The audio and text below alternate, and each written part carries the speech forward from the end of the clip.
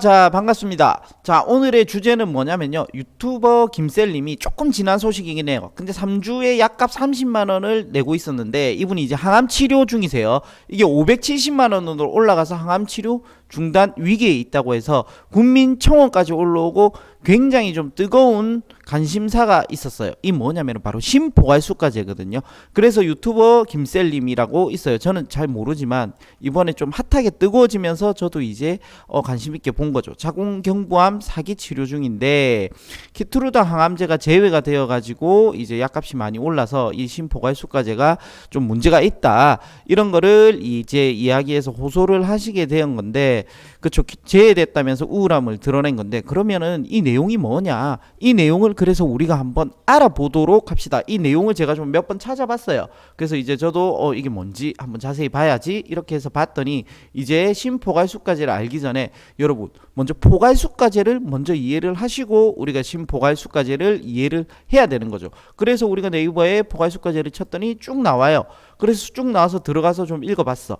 아유, 말이 너무 어렵습니다. 이 말이 너무 어려우니까 우리가 글을 읽는 거지 이해가 안 되는 거예요. 그래서 여기 대충 있던 내용들을 대략적으로 한번 가지고 와봤어요. 그래서 가지고 와봐서 대충 한번 딱 설명을 드리고 더 쉽게 한번, 여기 있는 내용은 이제 포괄수가제에 대한 거죠. 포괄수가제는 무엇이냐 그랬더니 뭐 이걸 다 읽을 필요는 없고 7개 질병군에 대해서 이제 뭐 안과, 이비인후과, 뭐 산부인과, 그죠? 우리가 치질, 외과 이런 거에 대한 요거에 대해서 포괄수가제에 대한 것을 설명하는 거예요. 자, 그러면은 이렇게 읽으니까 우리가 이해가 안 되고 너무 어려워요. 그래서 뭐 어쨌든 한 7개 질병군 질환에 대해서 진료비를 딱 정해놨다.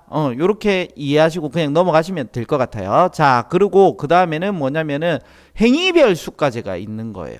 자, 행위별 수가제를 이해하셔야 됩니다. 자, 그러니까 우리가 심포괄수가제를 이해하기 위해서는 먼저 포괄수가제를 이해하고, 그리고 포괄수가제를 이해하고 나서는 이제 행위별 수가제를 이해하고, 그 행위별 수가제를 이해하고 나서는 이제 심포괄수가제를 이해하면 돼요. 이렇게 어렵게 적혀 있으니까 우리는 읽을수록 더 미궁에 빠지고 더 복잡해지고, 뭐야 설명이 이따위로 되어 있어, 한국어가 왜 이리 어려워, 이런 말이 나오는 거예요. 그래서 요걸 이제 한번 쉽게 정리를 해볼 텐데, 자, 뭐냐면은 핵심은 여기서 이것만 보시면 돼요. 행위별 수가제, 포괄수가제, 심포괄수가제를 이해하기 전에 먼저 이 포괄수가제의 장점과 단점, 마지막에 항생제 사용과 같은 불필요한 진료행위야 할 환자의 진료비 부담이 줄어들고, 대신에 진료비 계산을 둘러싸고 병의원과 이견이 없는 대신에 이게 왜 비싸게 나왔어요, 싸게 나왔어요, 뭐 이렇게 할 필요 없는 요 장점이 있는 거예요, 포괄수가제는. 하지만 의료 서비스의 질 저하 등이 한계로 지적된다. 우리가 뭐든지 간에 얼굴이 잘생겼는데 성격이 나빠요, 그죠? 뭐 이렇게 다 장단점이 있잖아요. 저처럼 얼굴도 잘생기고 성격도 좋아요, 이런 좋은 그런 거는 찾기가 어렵다는 거. 이 세상을 보면 이 포괄수가제는 어쨌든 병의원과 이견이 없다, 진료비를 두고 막 싸우는 그런 건 없는데 의료 서비스의 질 저하 등이 단점으로 지적되고 있다, 포괄수가제는. 그래서 요걸 갖다가 보완한 게 심포괄수가제라고 보면 되는 거예요. 핵심의 내용은 요것만 이해하시고 다음 페이지에서 이제 조금 더 자세하게 설명을 드릴 건데, 거기에는 이제 그 네이버에 3개가 있었잖아요. 3개가 있었는데 이제 해외는 어떤지 그런 것들을 좀 나타내고 있는데, 우리가 해외까지는 굳이 뭐 알 필요는 없으니까 그 정도가 있다라는 것만 보시면 되는 거고요. 자, 이제부터 본격적으로 요걸 좀 저 어려운 말들을 좀 쉽게 우리가 한번 풀어보도록 하겠습니다. 자, 포괄수가제 이해하기 전에 행위별 수가제를 먼저 이해해야 돼요. 그 우리가 순서를 행위별 수가제 이게 뭔지 한번 이해를 해봅시다. 자, 이게 뭐냐면요, 우리가 병원에 가면 입원도 하고요, 그죠? 입원도 하고, 입원을 하고 나서 검사도 하고요. 그리고 우리가 약제비, 약물 들어가는 비용도 있을 거고요. 그리고 치료 재료비, 그죠? 뭐 예를 들어서 팔이 아파요, 그럼 이것도 들어가죠. 이거 하는 거, 그죠? 목발도 들어갈 거고, 뭐 다른 엄청 뭐 스프레이, 입 안이 뭐 안 좋다, 그렇죠, 뭐 이 보정기가 필요하다, 이런 치료 재료비도 있을 거고, 이분 수술하니까 수술 행위에 대한 수술료도 있고, 요런 것들을 다 행위별 수가제라고 하는 거예요.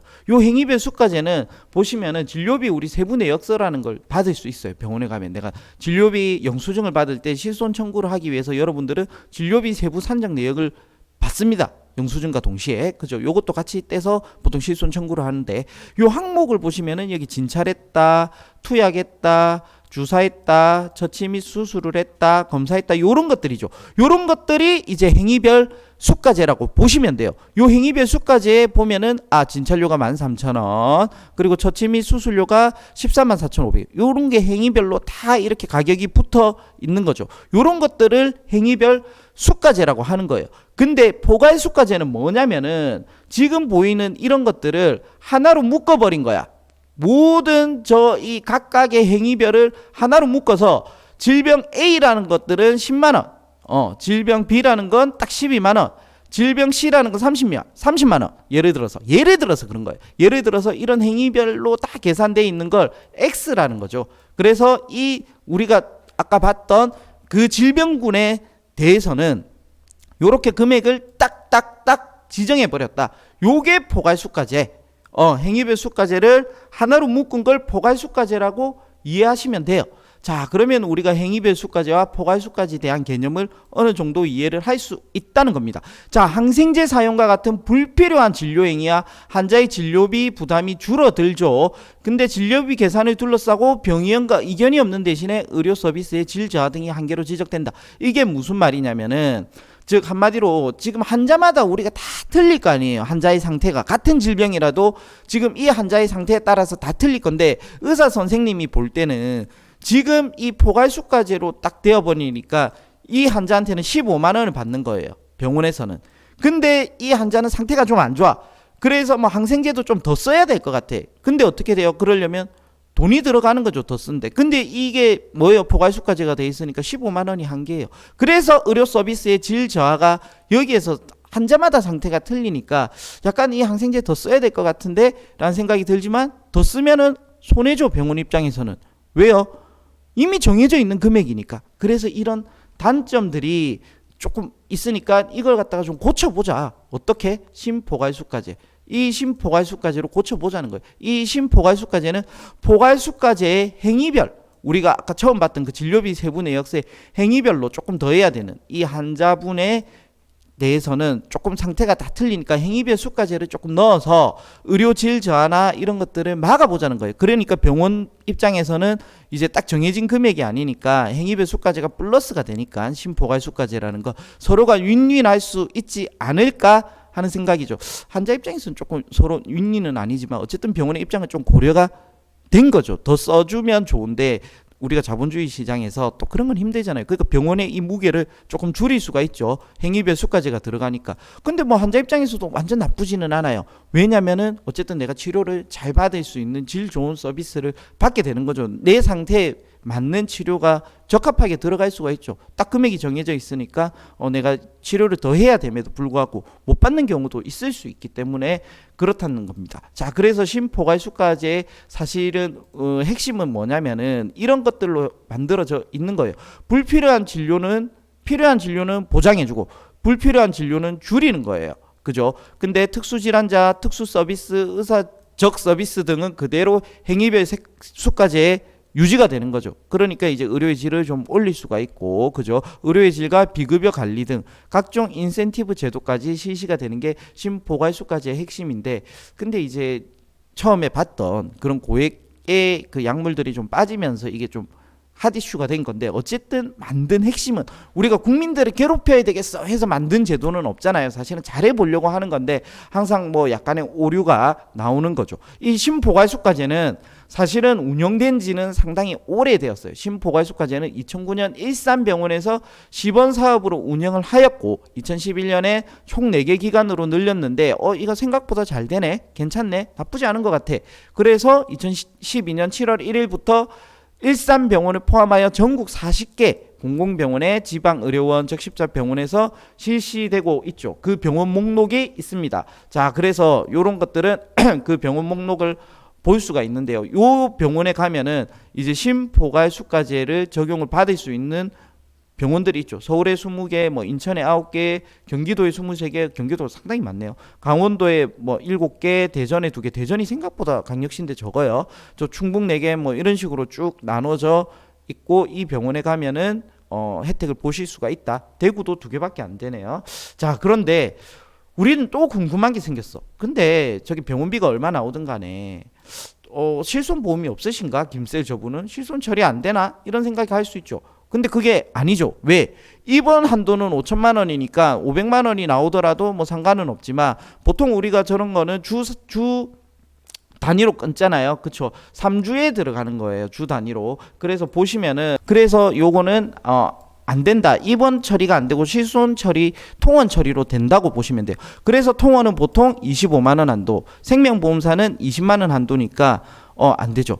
그쵸? 3주에 570만 원인데 지금까지 3주에 30만 원에 약간만 부담했으면 됐어요. 이거 실손 처리도 가볍게 되겠죠. 통원 한도에 되니까. 근데 이제 이게 이렇게 올라가니까 뭐 내가 20만 원 받더라도 내 부담금이 엄청 커지는 거죠. 그래서 이게 좀 난리가 났는데, 그러면은 제가 한 번 더 여기서 자세히 봤어요. 어떤 게 빠지고 어떤 게 들어갔냐. 우리 또 자료를 찾는 거는 제가 또 전문이지 않습니까? 그래서 심평원에 가가지고 자료를 쫙 찾았어. 그랬더니 심포괄 구분에서 요 우리가 키트루다를 맞았다고 했잖아요, 김셀님. 그래서 키트루다 여기 보시면 전액 비포괄 요렇게 딱 되어 있죠.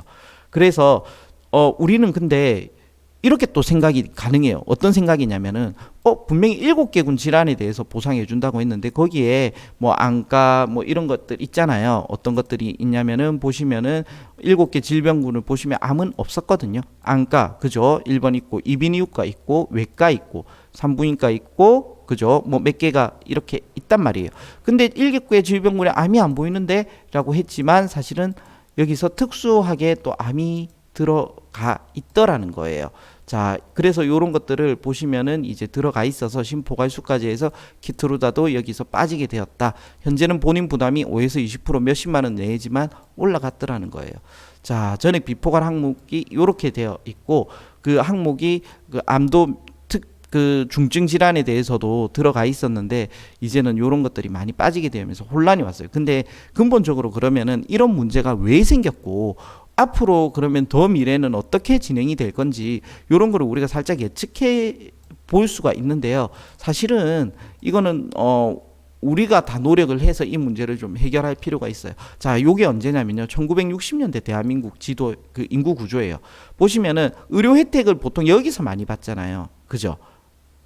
여기서 많이 받아요. 여기는 보험료를 많이 내는 층이거든요. 그 보험료를 내는 사람은 엄청 많고 받는 사람은 적으니까 우리가 지금까지 좋은 의료보험, 세계 어디 내놔도 대한민국의 의료보험 제도가 좋다 이런 말들을 많이 할 수 있었는데 앞으로는 그러기는 쉽지 않을 것 같아요. 우리 인구 구조가 이렇게 바뀌었잖아요. 그래서 우리가 형님 누나들이 힘을 내어줘야 되는 이유가 단순한 문제가 아니에요. 이게 곳곳에서 이제 이런 문제들이 굉장히 많이 터질 수가 있고 불편함을 많이 느낄 수도 있단 말이에요. 즉 무슨 말이냐면 내는 사람은 인구는 적어요. 건강보험료를. 그러니까 우리가 건강보험료를 계속해서 확대해서 올라가고는 있지만 그래도 나이가 드신 분들은 수입이 적어지는 건 어쩔 수 없잖아요. 구조가 그러니까 산업 구조가.